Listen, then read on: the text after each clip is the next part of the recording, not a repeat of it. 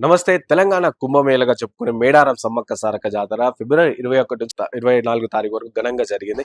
So, ఈ జాతరలో సుమారుగా 540 హుండీలను ఏర్పాటు చేసిరనమాట. సో, ఈ 540 హుండీలను తీసుకెళ్లి హన్మకొండలోని టీటీడీ కళ్యాణ మండపంలో లెక్కించడం స్టార్ట్ చేశారు. సో, ఈ లెక్కింపు సుమారుగా 8 రోజుల పాటు జరిగింది. అంటే వారం రోజుల పాటు జరిగింది. సో, ఇందులో 350 మంది సిబ్బంది పాల్గొన్నారనమాట. సో, ఈ సిబ్బందిలో 150 మంది దేవాదాయ శాఖకు సంబంధించిన సిబ్బంది అండ్ మిగతా వారందరూ స్వచ్ఛంద సంస్థల నుంచి వచ్చి లెక్కింపు ప్రక్రియ అనేది చేశారనమాట. సో, 8 రోజుల వరకు సాగిన అంటే ఆదాయం యొక్క లెక్కింపు వచ్చేసి ఈసారి చాలా ఎక్కువగా ఆదాయం వచ్చిందని చెప్పేసి ఇటు అధికారులు చెప్పారు.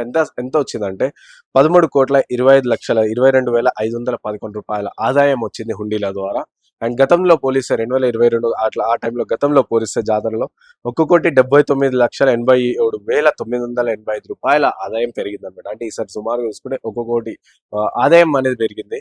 సో, ఇందులో ఈ ఓవరాల్‌గా చూసుకుంటే ఈ జాతరలో గతంలో చూసుకుంటే ఈసారి చాలా ఘనంగా వైభవంగా జరిగింది చెప్పుకోవచ్చు. ఎందుకంటే ఈ జాతర ఏషియాలో సెకండ్ అతిపెద్ద జాతరగా చెప్పుకునే ఈ జాతర ఓవరాల్‌గా చూసుకుంటే ఇటు ప్రతి ఒక్క స్టేట్‌లకు సంబంధించిన ప్రజలు ఇటు కర్ణాటక గాని రాష్ట్రాలు డిఫరెంట్ రాష్ట్రాలకు సంబంధించిన ప్రజలు వస్తారు. ఎక్కువగా అందులో గిరిజనులు వస్తారు. సో, ఈ జాతర కంప్లీట్ అయిన నేపథ్యంలో సో, హుండీల లెక్కింపు వారం రోజుల పాటు చేసుకొని ఫైనల్లీ 13 కోట్ల చిల్లర వరకు ఆదాయం అనేది వచ్చేసింది.